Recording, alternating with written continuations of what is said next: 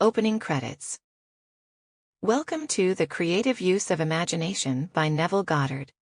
I'm Ruth Cardy, your narrator, guiding you through the transformative power of imagination.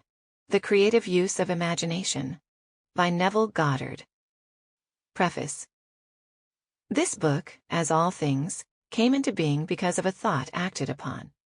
Neville left us October 1, 1972, and since that time, I have invested many hours transcribing the hundreds of tapes I have of his lectures.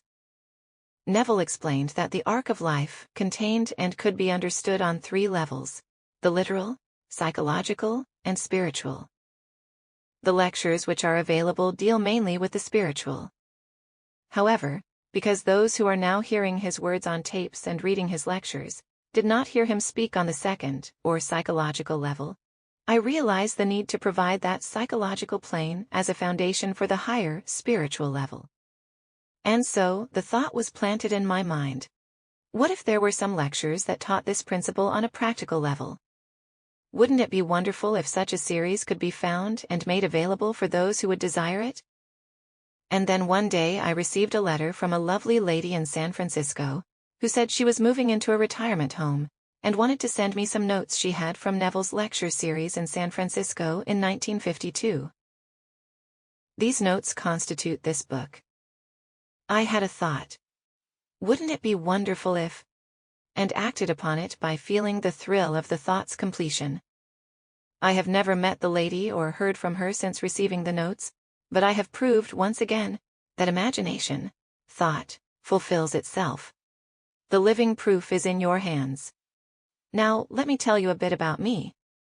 Born and raised in a small town in Kansas, I moved to California in 1942 as a good Protestant.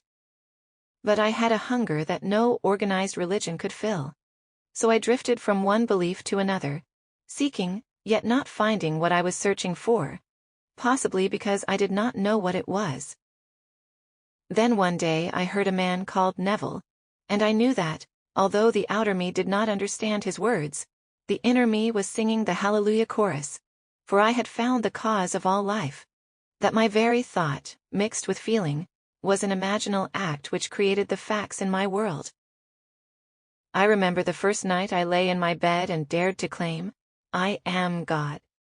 Afraid that the ceiling would crash down on me, I quickly covered my head, just in case. And when nothing happened, I gathered more courage and set out to prove for myself that imagination could create reality. I did not believe it could, and I wanted to prove Neville wrong. Sample complete. Ready to continue?